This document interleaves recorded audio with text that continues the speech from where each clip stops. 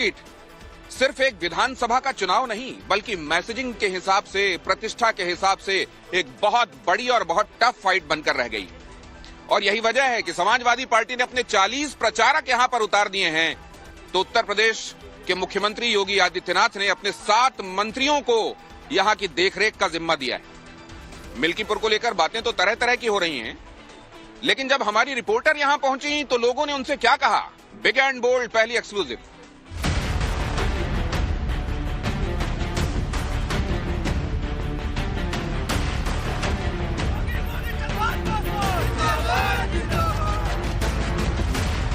मिल्कीपुर में भी चुनाव है, वहां पर पीडीए के प्रतिनिधि लड़ रहे हैं चुनाव।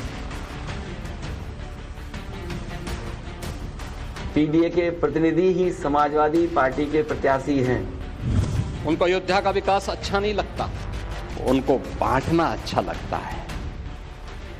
वे जाति के नाम पे बांटेंगे, क्षेत्र के नाम पर बांटेंगे, भाषा के नाम पे बांटेंगे। सच्चाई तो ये है कि मिल्कीपुर में भी इनके पैर उखड़ते हुए नजर आ रहे हैं। भारतीय जनता पार्टी एक रिकॉर्ड मतों से यहां पर कमल खिलाएगी।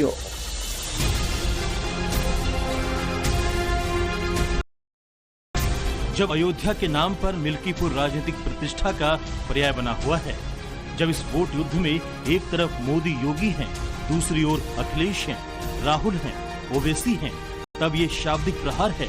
वैसे ही पलटवार भी, उम्मीद है, दावे हैं, विश्वास है और ये भी दो तरफा है। ऐसे में सवाल है कि 6 महीने में अयोध्या के मिल्कीपुर का मूड कितना बदला है। क्या अयोध्या को प्रतिष्ठा से जोड़कर अखिलेश पछता रहे हैं? क्या योगी की सनातनी रणनीति मिल्कीपुर में काम आएगी, या अखिलेश, राहुल, ओवैसी के चक्रव्यूह को योगी नहीं भेद पाएंगे? इन सवालों का जवाब जानने के लिए टाइम्स नाउ नवभारत की टीम मिल्कीपुर में ग्राउंड जीरो पर पहुंची। अयोध्या जनपद की मिल्कीपुर सीट पर विधानसभा के उपचुनाव होने वाले हैं, लेकिन ये सिर्फ कोई विधानसभा का उपचुनाव ही नहीं है। ये जो चुनाव है वो कई मायनों में बेहद खास है, क्योंकि जिसे अखिलेश यादव देश का सबसे बड़ा चुनाव बता रहे हैं, वो चुनाव है मिल्कीपुर। मुख्यमंत्री योगी आदित्यनाथ और पूर्व मुख्यमंत्री अखिलेश यादव के बीच व्यक्तिगत साख की जो लड़ाई है, वो चुनाव है मिल्कीपुर। और लोकसभा चुनाव में फैजाबाद सीट से भारतीय जनता पार्टी को जो जख्म मिला, उसके मरहम की कवायद है भारतीय जनता पार्टी के लिए मिल्कीपुर। यानी एक बहुत बड़ा चुनाव जो सीधे सीधे बीजेपी और एसपी के बीच नाक का सवाल बन गई है, वो चुनाव है मिल्कीपुर। और इसीलिए आज यहाँ ग्राउंड जीरो पर मैं मौजूद हूँ टाइम्स नाउ नवभारत के लिए, जहाँ यहाँ जमीन से जुड़ी हुई चुनावी हलचल आपको आज दिखाऊंगी। मिल्कीपुर में खड़ी श्वेता ने तमाम लोगों का सियासी मन टटोलने की कोशिश की।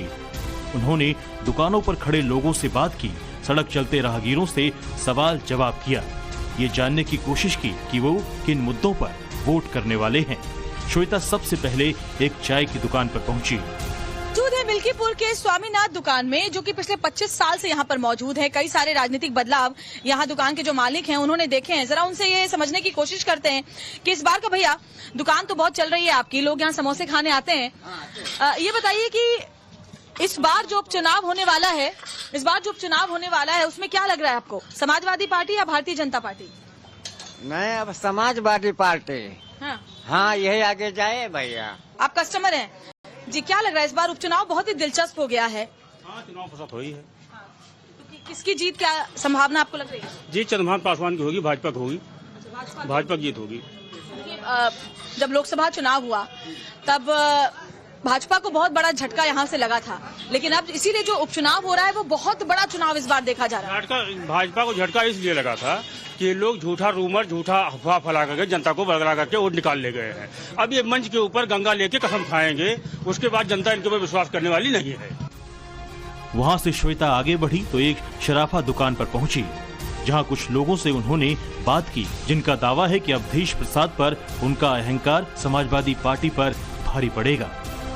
तो अवधेश प्रसाद जी 2 बार यहाँ से विधायक रहे हैं, अपने बेटे को ही उन्होंने चुनावी मैदान में उतारा है। बीजेपी कह रही है परिवारवाद है, जबकि समाजवादी पार्टी कह रही है कि बाहरी को बीजेपी ले आई। अरे इसमें 2-3 लोग नाराज भी हो गए उनकी पार्टी के, जैसे हम लोग पहले भी उनसे जुड़े थे। हम लोग उनसे बहुत नजदीक था, बहुत जुड़े थे।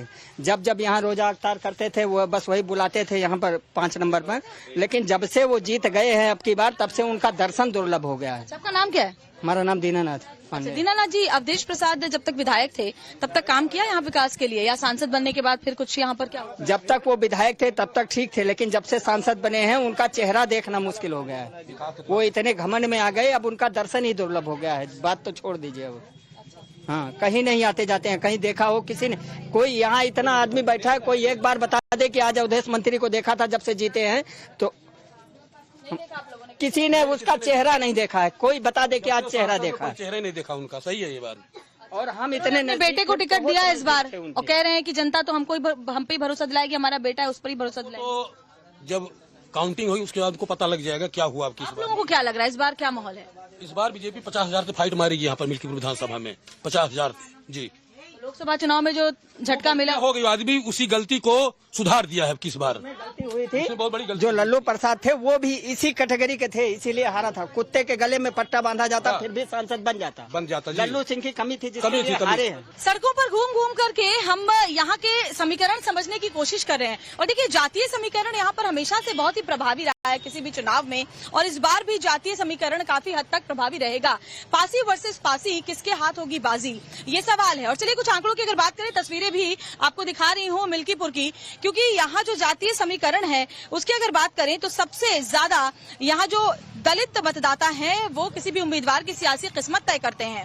अगर यादव मतदाता की बात करें 65,000 हैं, पासी मतदाता 60,000 हैं, ब्राह्मण मतदाता भी 60,000 के आसपास हैं, मुस्लिम मतदाता 35,000, ठाकुर मतदाता 25,000, गैर पासी दलित मतदाता 50,000 हैं, वहीं मौर्य मतदाता 8,000, तो चौरसिया मतदाता 15,000 के पार हैं, वैश्य करीब 12,000 के हैं, और इसके अलावा 30,000 अन्य जातियों के जो वोट हैं वो यहाँ पर सियासी समीकरण को बहुत ज्यादा तय करते हैं। इस बार पासी वर्सेस पासी की जो लड़ाई है, चुनावी यहाँ लड़ाई है, वो बहुत ही दिलचस्प होने जा रही है। देखना होगा कि जातीय फैक्टर यहाँ इस बार कितना काम चुनावों में करता है। टाइम्स नाउ नव भारत की रिपोर्ट वहां से आगे बढ़ी तो रास्ते में एक स्टेशनरी की दुकान मिली। वहां पर लोगों का मिजाज जानने की कोशिश की। अब की हमारे चंद्रभान बाबू ये जीतेंगे, पासवान जी। अच्छा, बीजेपी जीतेगी? बीजेपी जीतेगी। क्यों लगता है आपको ऐसा? क्योंकि आपने देखा लोकसभा चुनाव के जब नतीजे आए, बीजेपी के लिए अच्छा नहीं आया नतीजा। गलतियां हो चुकी हैं, दोबारा वो गलतियां हम लोग नहीं करना चाहते हैं। मतलब आप मानते हैं कि गलती हुई थी? गलती हो गई।